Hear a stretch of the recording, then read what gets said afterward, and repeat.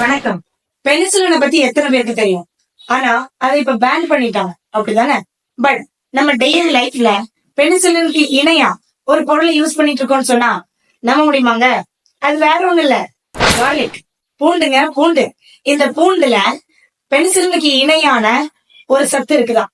இந்த பூண்டு ஆன்டிபயோட்டிக்னு கருதப்படுது. இந்த பூண்டுல அப்படி என்னங்க சத்து இருக்கு பாத்துருவோமா? வேற ஒண்ணும் இல்ல, அலிசின் அப்படின்ற ஒரு கெமிக்கல் காம்பவுண்ட் இருக்கு. சரி, இந்த அலிசின் எப்படி ஃபார்ம் ஆகுது? இந்த பூண்டை நீங்க சியூ பண்ணும் போதோ, சாப் பண்ணும் போதோ, ஸ்மாஷ் பண்ணும் போதோ இந்த அலிசின்ற சப்ஸ்டன்ஸ் வந்து வெளியே வருது. இந்த அலிசினோட ஃபார்மேஷன் பார்த்தோம் அப்படின்னா, இத நீங்க கட் பண்ணும்போது அலினேஸ் அப்படின்ற ஒரு என்சைம் ஃபார்ம் ஆகும். இந்த அலினேஸ் என்சைம் அலினா கன்வெர்ட் ஆகும். இந்த அலின் தான் அலிசின் அப்படின்ற காம்பவுண்ட் ஃபார்ம் ஆகுது. என்னங்க அலின் அலிசின் அலின்? ஓ, குழம்புதான். சரி, அதை விட்டுருவோம். இந்த அலிசினோட நன்மை என்னன்னு பாத்துருவோமா? இந்த அலிசின்ல anti bacterial properties, anti fungal properties எல்லாம் இருக்கும். இது bacterial infection, fungal infection, parasitic infection, ringworm இன்ஃபெக்ஷனை கூட தவிர்க்குமா. நம்ம உடலுக்கு அவ்வளவு வலுவை தருமா. அளவுக்கு மிஞ்சினா அமிர்தமும் நஞ்சுன்னு சும்மாவா சொல்லியிருக்காங்க? இல்லல்ல, இந்த பூண்டையும் நம்ம ஒரு அளவா தான் சாப்பிடணும். அதாவது தினசரி ஒரு பல் பூண்டு நம்ம சாப்பிட்டா நமக்கு எந்த கேடும் இல்லை.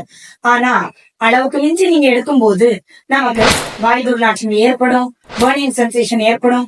குறிப்பா உடல்ல ஆங்காங்க இன்டர்னல் ப்ளீடிங், அங்கங்க ரத்த கசிவுகள் ஏற்படும்னு சொல்லியிருக்காங்க. இதுதான் திருவள்ளுவர் அப்பவே சொல்லிட்டாரு. அற்றால் அளவறிந்து உண்க அஃதுடம்பு, பெற்றால் நெறிதுவிக்கும் ஆறு. எதையுமே அளவோடி சாப்பிட்டோம் அப்படின்னா அதோட நன்மையை நம்ம பெற்றுக்கலாம் அப்படின்னு சொல்லியிருக்காரு.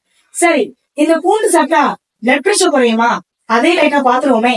இந்த பூண்டு சாப்பிட்டோம்னா இதே அலிசின் இந்த காம்பவுண்ட் தான் ஆஞ்சியோடென்சின் 2 அப்படின்ற ஒரு சப்ஸ்டன்ஸ ப்ரொடியூஸ் பண்ண விடாம தடுக்கு. இதனால என்ன ஆகும் அப்படின்னா, நீங்க பூண்டு சாப்பிட்டுட்டு வரும்போது சிஸ்டோலிக் பிரஷர் அதாவது 7 to 9 mmHg அளவுக்கு குறையுமா.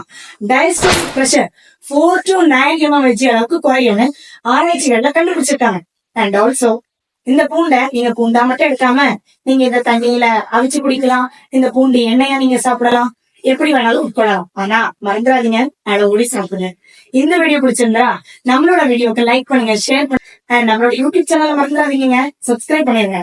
தேங்க்யூ ஃபார் வாட்சிங். பாய்.